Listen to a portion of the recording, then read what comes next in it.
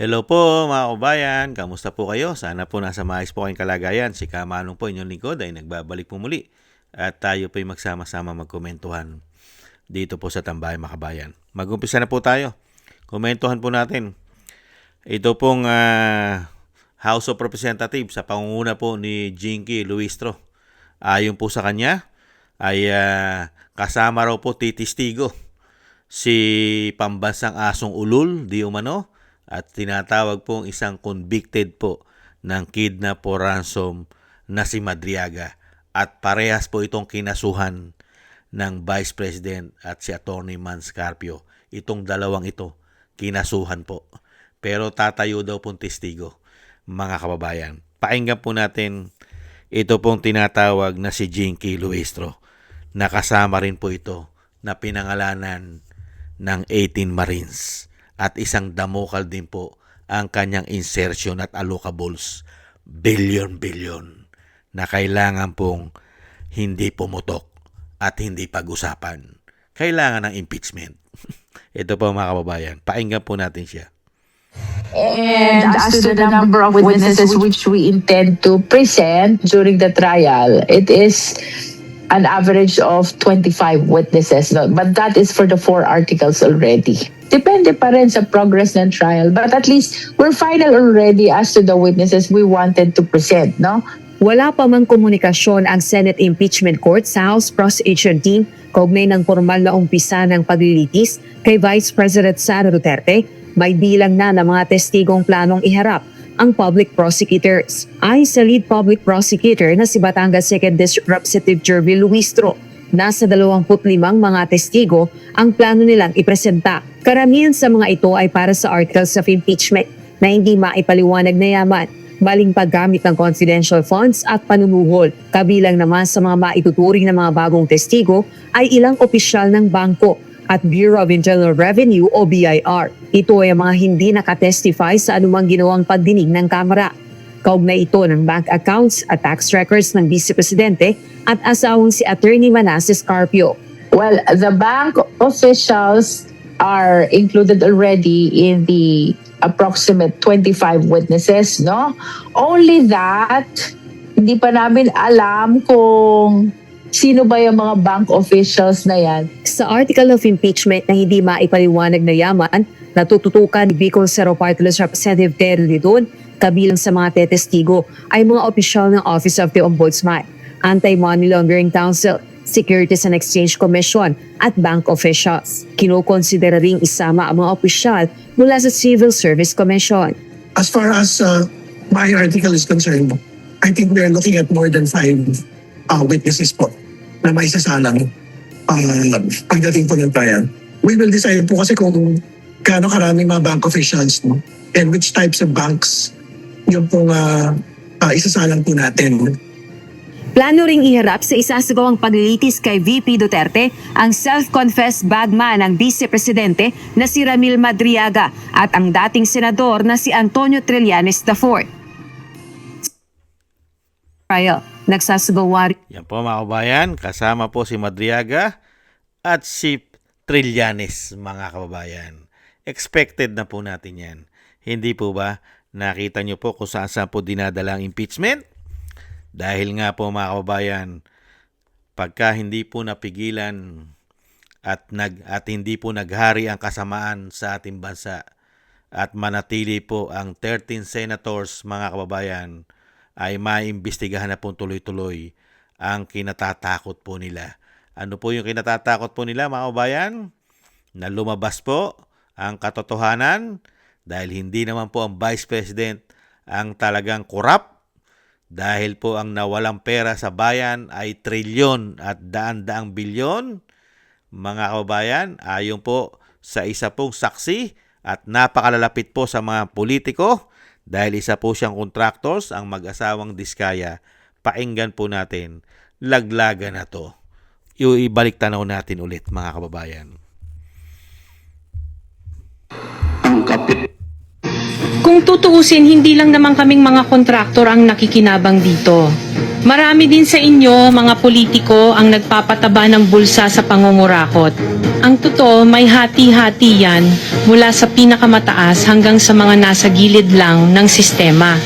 Huwag nyo kaming gawing panakipbutas kasi kung babalikan ang lahat ng transaksyon, makikita ninyong mas malaki pa ang napupunta sa inyo kaysa sa amin. Lahat tayo alam ang laro, pero pag nahuhuli, kami lang ang tinuturo at pinarurusahan. Kaya huwag ninyong ipakita sa publiko na malinis kayo dahil sa bawat proyekto may kapalit na porsyento para sa inyong mga opisina.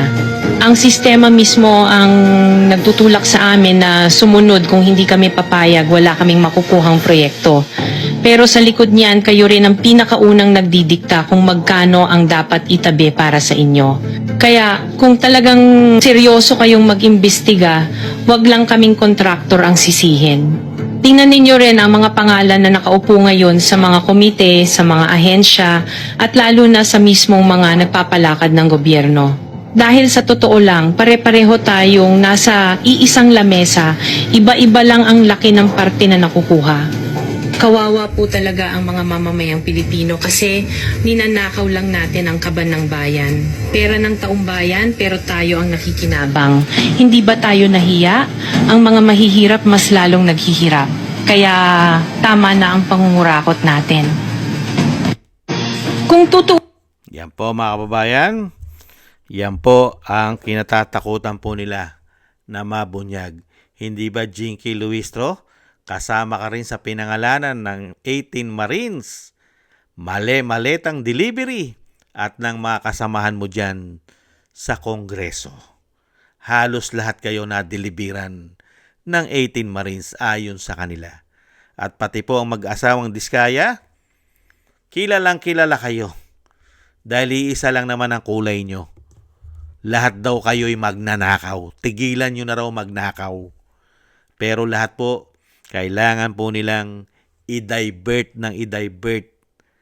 sa Vice President para po sila magmukhang malinis at ang maging mukhang masama ang Vice President.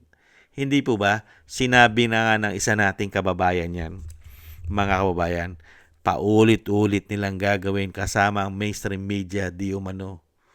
At ang isang damokal na trolls sa social media, paulit-ulit nilang sasabihin, magnanakaw ang Vice President, kurap ang Vice President, magnanakaw ang Vice President, kurap ang Vice President. Kaya yung mga tao na hindi nag-iisip ay maniniwala rito. Pero yung ninakaw nila, ni hindi man lang po ito binabalita ng mainstream media. Nagnakaw sa flood control, bilyon-bilyon, nasaan ang pera ng flood control? Hindi man lang inaaraw-araw yan. Para pag-usapan at imbestigahan. Kaya nga po mga kababayan, malapit na po ang pag-iimbestiga.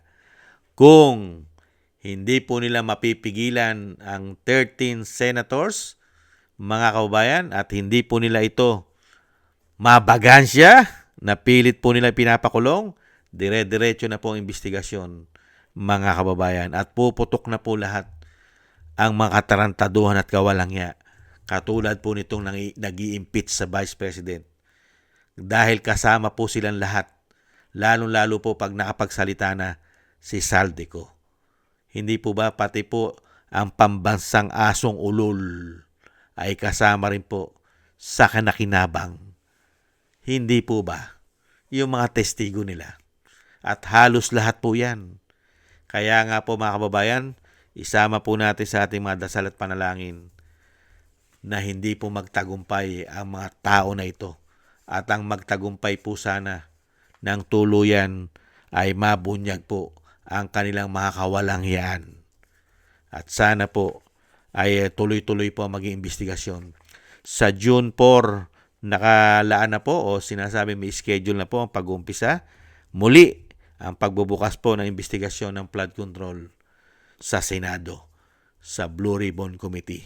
At yan po ang inaasahan natin para po itong katarantaduhan at kawalangyaan ng mga kongresista, mga representative, ay siya po ang mabunyag Dahil po tinatabunan na po nila yan gamit ang impeachment ng Vice President. Dahil nga po nagsasabuatan sila demolition job para sa mga Duterte at sa Vice President at mga kaalyado nito. Dahil kailangan po pagtakpan ang mga pagnanakaw at kademonyohan nila. Hindi po ba? Sana po hindi sila magtagumpay, mga kababayan. Maraming salamat po mga kababayan at sana po magtagumpay ang kabutihan, hindi po ang kasamaan nila. Thank you po sa inyo. Sana gusto po natin tambayan mga kababayan sa YouTube at TikTok. At ganun din po sa ating mga subscribers.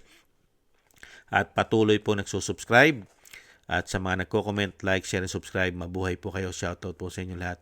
At thank you rin po sa mga nagbibigay po ng tulong at biyaya.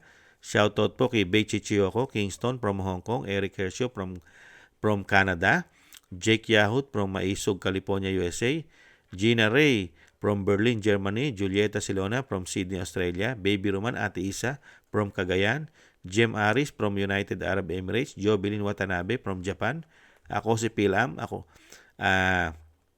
Ani Jo, Chidorico Erguisa Jr., Arfel Villacorta, Wills Bubbles, Rosalina, Michelle Yamaguchi, Norma Garcia, si Mary Natividad Bligden from Netherlands, Gay at Siena, Tatay Nick from Toronto, Canada, Nancy Lumampao, Balance Vision TV, Jesus Valdepena, Rolando Guerrero, Milayi, Felipe Shapno from Texas, USA, Rolando Timbol from Alberta, Canada, Ma'am LB Sermani from North Miami, Florida, Melchorita Espinosa from Orlando, Florida, USA, Arturo Estaniero from USA, Randy Crispino from Pasig, Mika Ligaspi, Tessie Mantilla from Kuwait, Frank Zamora from California, USA, Romulo Di Binagracia from Bacolod City.